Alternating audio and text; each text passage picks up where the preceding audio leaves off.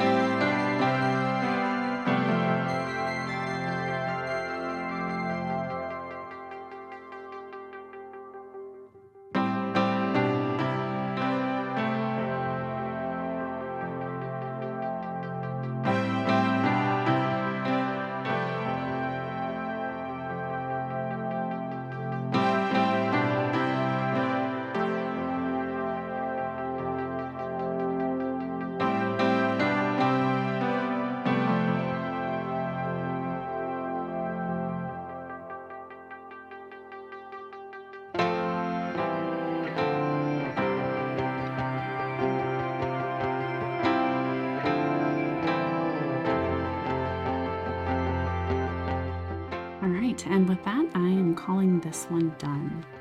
Now, again, I'm going to go ahead and erase the lines on here with just a 4B soft art eraser, and then I will be covering this with a clear gloss varnish. All right, well, thank you so much for watching. If you have made it this far, make sure that you take a moment, stop to subscribe, and drop me a comment if you have any suggestions for future colors or patterns that you'd like to see. All right, take care and have a fantastic day.